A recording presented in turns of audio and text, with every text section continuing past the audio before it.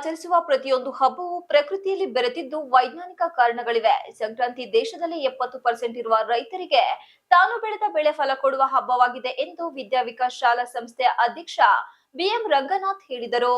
ಪಟ್ಟಣದ ವಿದ್ಯಾ ವಿಕಾಸ್ ಶಾಲೆಯಲ್ಲಿ ಶುಕ್ರವಾರ ಸಂಕ್ರಾಂತಿ ಸಂಭ್ರಮ ಆಚರಿಸಿ ಮಾತನಾಡಿದ ಅವರು, ಸಂಕ್ರಾಂತಿಯಂದು ಸೂರ್ಯನು ತನ್ನ ಪಥವನ್ನು ಬದಲಿಸುವ ದಿನವಾಗಿದ್ದು, ವಿದ್ಯಾರ್ಥಿಗಳು ಈ ರೀತಿಯ ಪರಿಸರದ ವೈಜ್ಞಾನಿಕತೆಯ ಬಗ್ಗೆ ತಿಳಿದುಕೊಳ್ಳಬೇಕಿದೆ. ಸಂಕ್ರಾಂತಿ ಸುಗ್ಗಿಯ ಸಂಭ್ರಮ ಹಾಗೂ ರೈತನ ಮೊಗದಲ್ಲಿ ಮಂದಹಾಸ ಮೂಡಿಸುವ ಹಬ್ಬವಾಗಿದೆ ಎಂದರು. ವಿವಿಧ ರೀತಿಯ ದವಸ ಧಾನ್ಯಗಳಿಗೆ ಪೂಜೆ ಸಲ್ಲಿಸಿ ವಿವಿಧ ಬೆಳೆಗಳ ಫಸಲುಗಳು ಹಾಗೂ ಕೃಷಿ ಸಲಕರಣೆಗಳನ್ನು ಇಟ್ಟು ವಿದ್ಯಾರ್ಥಿಗಳಿಗೆ ಅವುಗಳ ಬಗ್ಗೆ ತಿಳುವಳಿಕೆ ಮೂಡಿಸಲಾಯಿತು.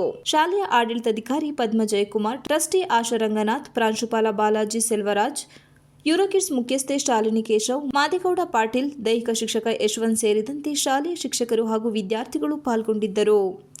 ಟ್ರ್ಯಾಕ್ಟರ್ ಮತ್ತು ಬೇರೆ ರೀತಿಯ ಬೇಸಾಯವನ್ನು ಮಾಡ್ಕೊಳ್ತಾ ರೈತರು ಅತಿ ಹೆಚ್ಚು ಬೆಳೆಯನ್ನು ಬೆಳೀತಾ ಬಂದಿದ್ದಾರೆ.